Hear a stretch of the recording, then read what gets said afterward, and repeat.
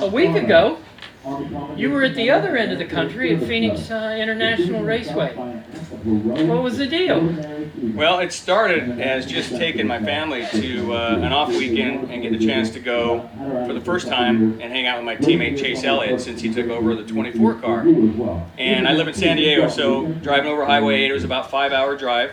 We were going to go Saturday and just kind of hang out and have a good family weekend. And then things started to kind of roll, and Jeff Wolf, my publicist, and their publicist kind of got together, and next thing I had an itinerary of stuff to do. So it was cool once it got going. We got a ride in the pace car, and when I was on the itinerary, Michael McDowell, who's one of the drivers, Right. I just thought it'd be a casual drive around with me only. Well, they ended up taking me and the family, and he was getting it. Oh! I mean, getting it, and it was starting to make me a little nervous, but but the kids and my wife have been still talking about it. It was unbelievable. I mean, it was crazy. He had it on the edge, so it was fun. They got to experience that, and then they just had me do a lot of stuff with Chase. Fox Sports 1, they had me doing a tire change, and then Fox Sports, they had me on the show with a guy that I've been dying to meet, which was their Grand Marshal, Dominic Cruz, UFC fighter,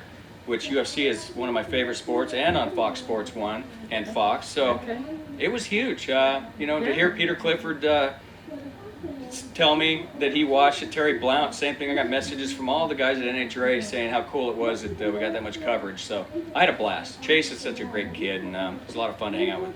Okay, now wait a minute. If your wife and kids were enjoying the pace car ride, and you've driven cars on oval tracks, what was it that was making you shaky? Let me tell you, he was. We were in one of those new SSs that Chevrolet put out. It was a 4-door, 500 horse or whatever it is. It's a factory car. Yeah. He had a tire. I mean, he got out and had to check the tires afterwards, and even the Grand Marshal Dominic got taken out in the thing, and he came up and he said, "Were you guys the ones in the guy when he was tires squealing on the edge?" I said, "Yeah, that was us." So he gave us a special treatment, and I put my wife in the front seat, and I was in the back, or my daughter in the front seat, and my wife was grabbing my hand, and for a while, I was about to tell Mike, "Okay, that's enough. 2 laps is good," and he came back in, but I'm telling you, man, it was cool because he really gave us a good experience. Now, riding in the back seat, that's a lot different too than riding behind the steering wheel. I'm not a good passenger first. That's probably why I was a little nervous, but it was good. In the long run, it was cool. Have you ever been in a 2-seat funny car where you were the We've talked about passenger? Yeah, you can't really do that, but I give rides in a lot of times at Doug Foley's school. They have a side-by-side dragster, and I've done it about 4 times with a lot of NAPA customers, and we'll have a NAPA customer day.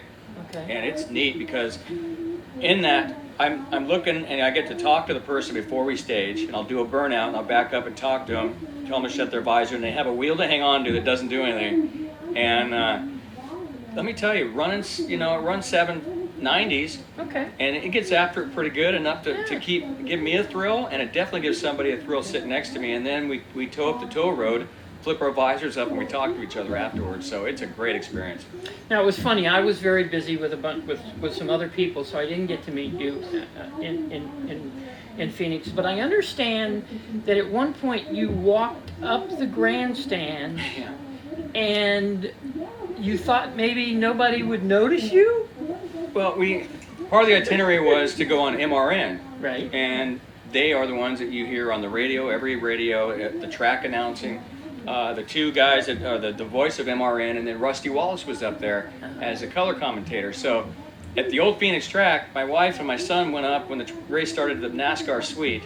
My daughter stayed with me, and a lap 100 I was told to go up to MRN. Well, you do have to go. It's the old school tower, so you go under the grandstands and then walk up the huge grandstands right at the start-finish line, and then go through a gate and up to the tower. And there were so many fans screaming out, "Caps!" I mean, we were in Phoenix 2 weeks before that. But it was neat. I mean, there were people that had my shirt on at the NASCAR race. My daughter kept pointing it out, and people were like, "Caps," as we're walking by. So it was great, man. We get asked about our new Fox Sports 1 and what Peter Clifford's done with our sport, and everybody's so excited. But those little things like that, going to a NASCAR race and having other drivers come up and we talk and say they've been watching it live, how much they love the live show, and it's just those little things. The fans recognizing me there at a NASCAR race. It's a good thing. It's a great thing right now. Okay, a little bit different topic. It's drizzling outside right now. Yeah. Do you want it to quit? Mm. Or do you just want to pack it up so that you all can be ready for tomorrow? Well, I mean, we went to dinner last night with some NAPA people, and Tommy Johnson came along. He didn't get down the track very well. He's 10th. I'd like him another shot for sure. The ironic thing is, yeah, we're number 2 right now. We're just barely behind Jimmy Proc's 91. We ran a 92. But the funny thing is, we're number 2 right now. You look at the ladder, if it gets set, you'd think we might have a car that's maybe a car that shows up once in a while. Right. It's Cruz Pedregon right now. Oh. So he's 15th. And you know, that car is one of the scariest out here. Yes. So, and yeah, we eventually would have to race him, but it's just not who you'd want to see first round. So for more than one reason, I hope it. And we'd like to get another run. I think we can go to the pole very easily.